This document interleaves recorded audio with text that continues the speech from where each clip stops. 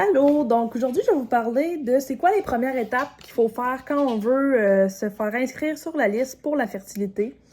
Donc moi, il faut savoir que j'ai pas de médecin de famille puis que j'habite en Abitibi. Donc première étape, j'avais besoin d'un rendez-vous avec un médecin pour qu'il puisse me faire ma référence à la clinique de fertilité. Donc j'ai passé par le GAP, qui est le guichet d'accès première ligne.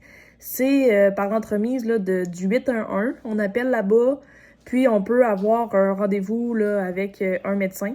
Donc, il suffit d'être inscrit sur la liste d'attente pour avoir un médecin de famille. Fait que j'ai appelé là en décembre pour avoir un rendez-vous avec un médecin. Fait qu'en janvier, j'ai eu un rendez-vous avec un médecin pour me faire ma référence en fertilité. Donc, j'ai expliqué ma situation, qu'on était un couple de femmes, qu'on voulait avoir accès à l'insémination.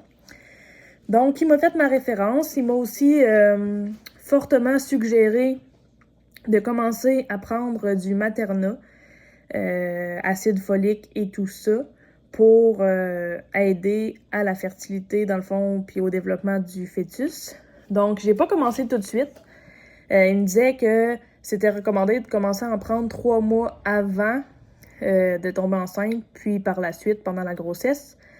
J'ai attendu un petit peu parce que je savais que ça prenait un certain temps, puis ça me tentait pas de commencer à prendre une pilule par jour nécessairement à ce moment-là. Donc, c'est ça, il m'a prescrit, mais il m'a recommandé ça. Puis, il m'a aussi prescrit une batterie de tests là, sanguins pour des prises de sang, de trucs pour déjà avoir comme un petit bilan hormonal avant ma rencontre avec le gynécologue.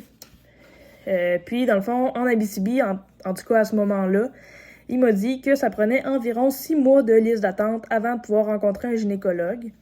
Puis que j'allais rencontrer un gynécologue un peu n'importe où en Abitibi. Donc, soit Amos, Rouyn, Val-d'Or, Lassar. Fait que le premier qui allait avoir de la disponibilité sur la liste, ça allait être lui. Donc, j'ai eu ensuite... excusez, mon chien pleure.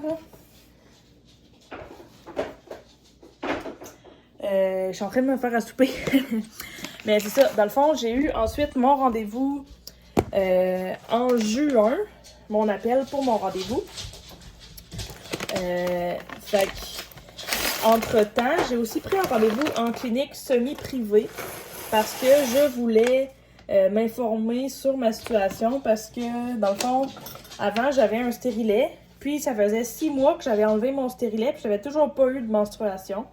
Donc, c'est sûr que ça m'inquiétait un petit peu. Fait que j'avais pris un rendez-vous avec une gynécologue en semi-privé pour voir s'il n'y avait pas quelque chose qu'elle pouvait me prescrire pour régulariser mes cycles, puis pour que il n'y ait pas un délai quand j'allais commencer mon processus de fertilité, étant donné que j'étais pas dans ma semaine. Donc, elle m'a dit en fait qu'elle pouvait pas me prescrire rien, étant donné que je suis une femme lesbienne, puis que ça n'inclut pas de sperme. Ça veut dire que j'étais pas prête dans le fond à commencer le processus tout de suite, fait qu'elle pouvait pas rien me prescrire pour ça. Fait que ça a été un peu un rendez-vous un peu pour rien. Elle m'a prescrit la pilule contraceptive. Je sais pas si elle pensait que c'était mental mon affaire, puis que je voulais absolument saigner là. J'ai pas trop compris. Bref.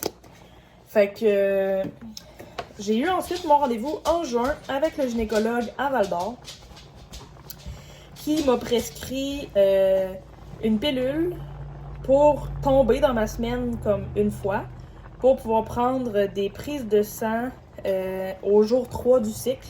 Donc dans le fond, cette pilule-là, ça s'appelle le Excusez mon chien. Ça s'appelle le Apomedroxy. C'est ça qui m'a prescrit, moi, dans mon cas. Puis, tu prends ça pendant 7 jours. Ensuite, tu arrêtes le médicament.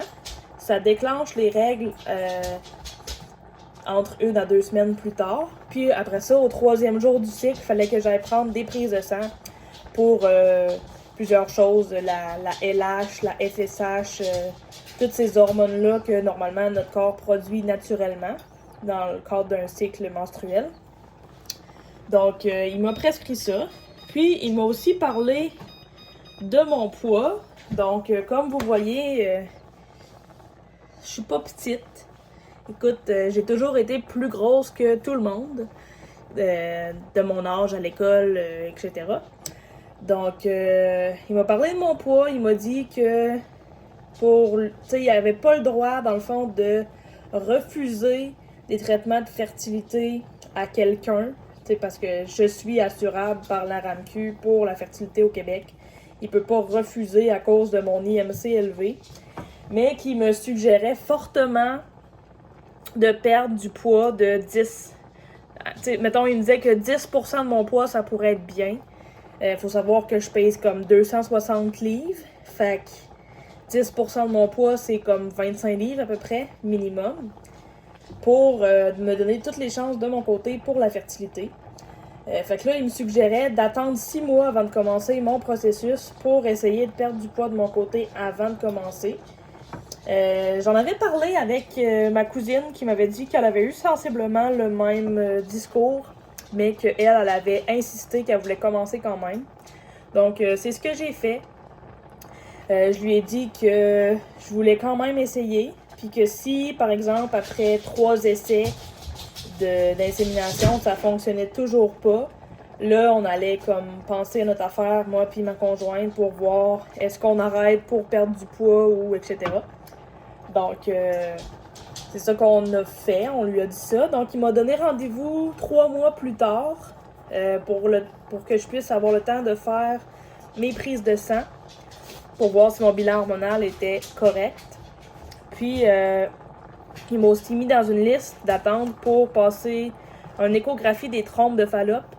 Dans le fond, c'est pour savoir si t'as une trompe de Fallope bouchée, une ou deux trompes. Dans le fond, l'état des trompes, pour s'assurer que tu fasses pas les inséminations pour rien puis que tu as une trompe bouchée de toute façon, dans le fond.